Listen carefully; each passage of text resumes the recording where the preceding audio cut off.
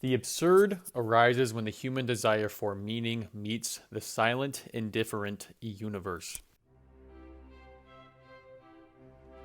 Hey everybody, how's it going? Everybody knows and adores Wes Anderson for his unique style, symmetrical cinematography, beautiful color palettes, and funny, quirky characters and dialogue. But I think those things, as amazing as they are, is just the tip of the iceberg in terms of his filmmaking and storytelling.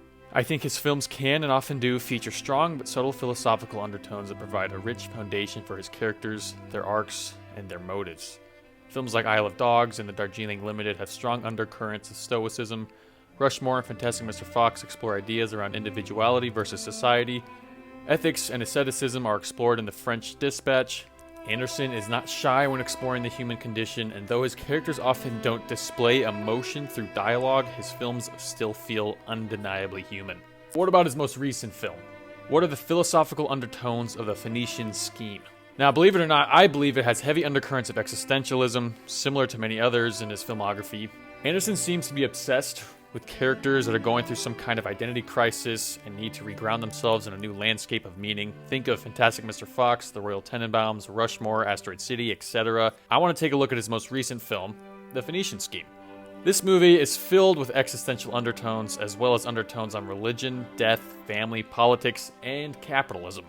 So stick around and we're going to get into all the nitty-gritties of that stuff, but first of all, spoiler warning, I will be getting into a lot of different things here. Deep analysis just would not be possible without spoiling the ending and the plot. So there's your warning, be warned. Now, really quick guys, this is my first deep analysis on this channel, so bear with me, but I've really loved putting this whole thing together and I'd love any feedback from you guys, so yeah, please give this channel a follow. I absolutely love and adore movies. They're almost all I think about, and I would love to keep making these videos. If you're looking for more general, less proactive, more laid-back fun film reviews and movie tier lists and games, I do those with my buddies Mason and Dane on this channel as well, so be sure to check those out. Thank you guys, I appreciate all of you so much for helping me make my dreams come true. Be sure to like and subscribe, it helps way more than you know. Now, before we get into the true philosophy of this story, let's try and understand the Phoenician Scheme's characters, plot, and mise-en-scène or world building. The film opens in a stylish 50s-60s fictional country called modern, greater, independent Phoenicia, which is basically in the Wes Anderson multiverse the Middle East if it never saw any colonialism or real-world conflict. Now, visually, it looks like 1950s, 60s French Riviera with a little Mediterranean architecture that gives it that storybook feeling, but at the same time, a feeling of exotic familiarity. The region in this land is not ruled by politicians or aristocrats, but by wealthy magnates and schemers like our protagonist, Zaza. In this land, things like infrastructure, economics, and real estate steer the land's future more than ideologies, religions, or war, which seems to be a satirical representation of techno-capitalist microstates like Dubai. Now, the plot of this film is this. Zaza, our protagonist, played by Benicio del Toro, is an ambitious, ultra-wealthy infrastructure tycoon and father of 10 boys and 1 daughter, Liesel, in our fictional land of modern Greater Phoenicia. He is plagued by never-ending assassination attempts due to him breaking multiple deals with investors across the region, as well as underpaying workers and seizing disputed land. With this, he is also facing a morality crisis, a failing career, and plausible bankruptcy. Now, because of his midlife crisis/panic attack, he summons his daughter Liesel, who is a nun, to him and wants to deem her sole heir to his entire estate and massive failing public infrastructure project known as the Phoenician Scheme. And if the Phoenician Scheme fails, he is doomed financially. So, to fund its total completion, they embark on a journey across the Mediterranean to visit a series of interesting and quirky investors to help fund the project, dodging assassination attempt after assassination attempt along the way. But they run into issues and holdups due to Zaza's inability to avoid moral corruption and fallacy in the contracts he writes for these investors, who all seem to see right through him and know the tricks he's always trying to pull, but through some sheer luck and amazing negotiation skills, he gets all of them to agree to cover a portion of the gap missing to fund his project, except the last one, but we'll get into that later. I want to talk about Liesel, Zaza's daughter, played by Mia Threppleton. She's a devout nun, and she agrees to accompany her father on this journey because of her disapproval of her father's ethics and conduct in attaining his wealth.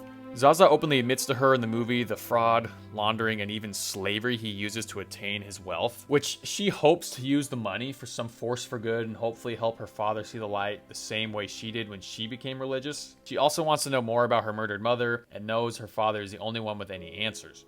Now, of course, Zaza disapproves of her being a nun because he knows it will stop her from being his successor. Now, another character I forgot to mention who has been missing from the Wes Anderson universe for a long time is Michael Cera, who plays Bjorn. Definitely the comedic heart of this movie. Now, Bjorn is hired originally by Zaza to tutor him and his children about insects. Zaza sees his usefulness, and so Bjorn is taken along in their journey to the investors and is trusted to handle business affairs and be chief architect in their project because he passed Zaza's lie detector test and showed no signs of disloyalty. Later in the movie, it's discovered that he really is an American agent set not to kill Zaza, but gather intel on him.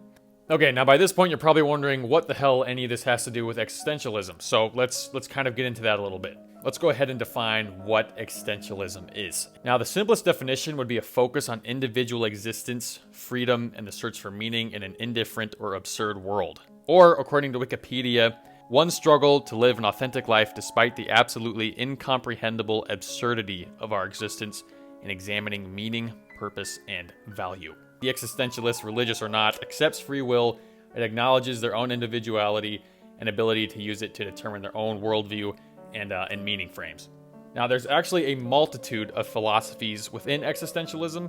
It isn't just one belief, it's actually a family of beliefs. And the members of this family include atheistic existentialism, theistic existentialism, absurdism, existential humanism, and nihilism. Sort of. And while most ideas around existentialism normally lean atheistic, its creator was a Christian. The father of existentialism, Soren Kierkegaard, a theistic existentialist, try saying that 5 times fast, emphasized Christian faith as a personal, passionate commitment. Theistic existentialism believes that God exists, but we as human beings must face things like despair, depression, loneliness, alienation, and find an authentic faith and meaning individually. It has a strong emphasis with personal and subjective relationship that one has with the divine, sometimes involving the idea of a leap of faith. Now, atheistic existentialism is the idea that there is no God, no preordained meaning, and no purpose to our existence. It holds that human beings must create their own values through freedom and choice. Now, the word existentialism is more commonly associated with philosophers like Albert Camus, who explored absurdism in his writings The Myth of Sisyphus. Absurdism is the belief that the universe is indifferent to human-made meaning and our efforts to create it. The tension between two make the absurd, and the absurdist response is not to deny or ignore it, but to live without resorting to false hope or nihilism. Now, nihilism is influenced but more commonly contrasted with existentialism. The idea is that life is inherently meaningless and there is no moral order. The difference between the two, I think, is that existentialism, while accepting meaninglessness, it normally pushes to construct your own values and meanings instead of surrendering to despair. Humanist existentialism focuses on human potential to create meaning for themselves through reason, thought, emotions, and agency.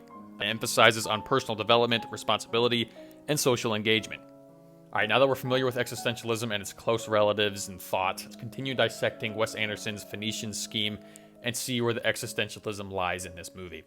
Now, throughout the film, Korda is plagued by what seems to be visions of the afterlife after each attempt on his life.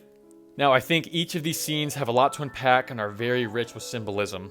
I don't think these scenes are meant to be interpreted as literal events that happen, but as symbolic views into Zaza's psyche that reflect the progression of his character development. These scenes are always shot as if they're straight out of a black and white silent film from the 20s and always evolve around how Korda has seen the world around him and also how his views are now changing.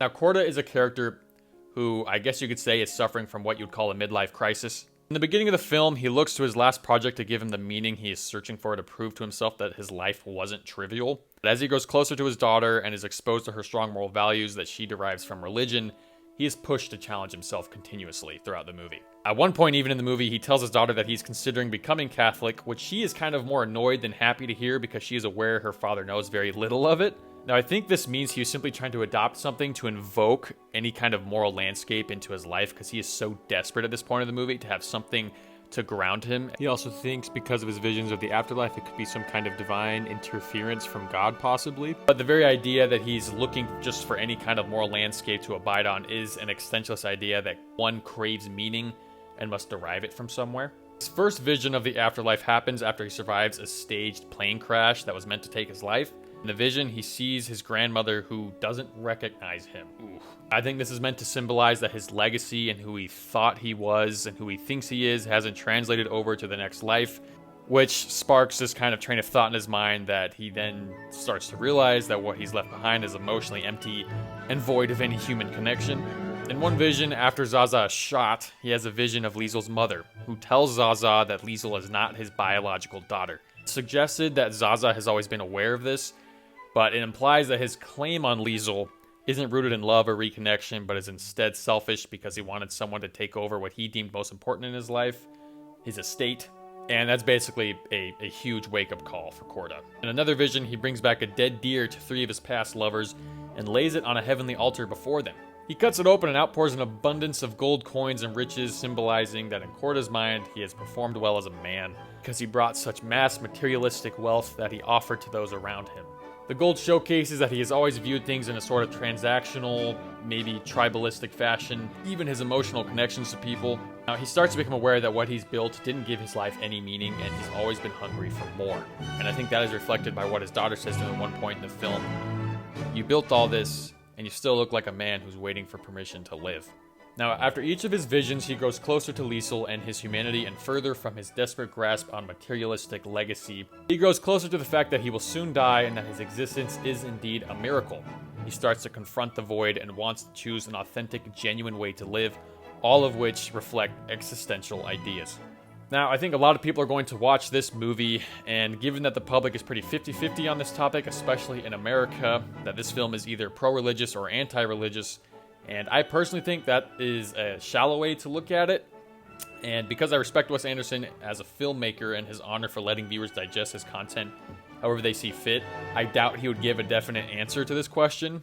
And as we already discussed, existentialism exists both within the confines of religion and outside of it, so I don't really know how it would have any relevance to this topic.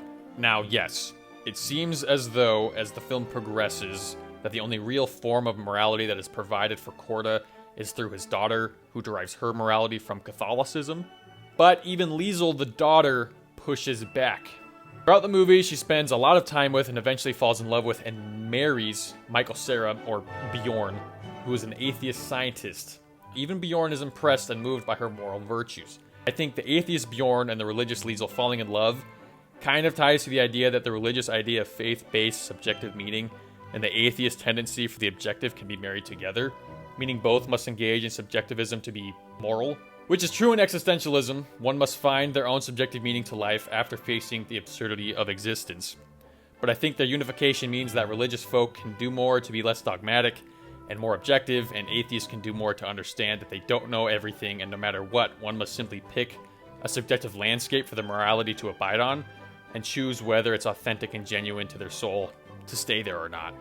But in the film, Bjorn pushes Liesel to engage in things like drinking and smoking, which she does without much resistance, even though she feels, at the beginning that consumption of these products may be against God's will due to their addictive or harmful symptoms that may come. She folds when told with assurance that beer doesn't contain that much alcohol, therefore it's okay to drink, and vice versa with smoking. She also often resorts to violence the moment it's convenient for her.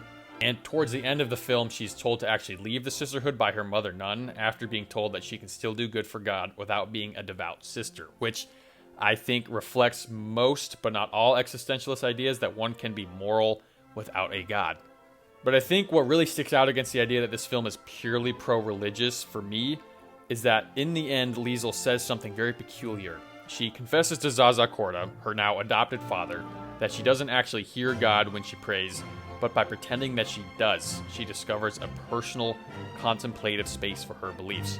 Again, supporting the existentialist idea that one must invoke meaning into their own lives.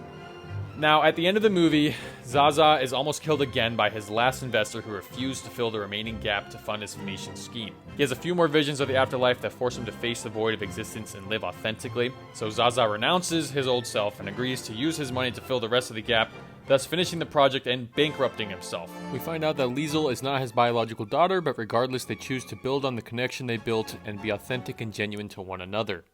Now, I think this dynamic is also a reflection of the existentialist idea that one must adopt something genuine to themselves to live authentically.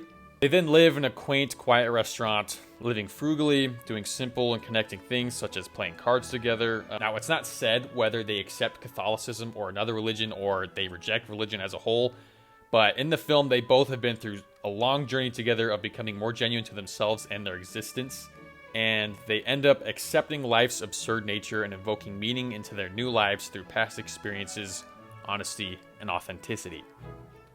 Liesl does not become a nun again, and seeing that the end kind of goes with that tone of Liesl saying that she doesn't believe in God, she simply pretends that she does to have a place where she can derive her morals. I think that reflects the idea that they probably weren't religious at the end of the movie, but instead faced that existential void and absurdity of their existence.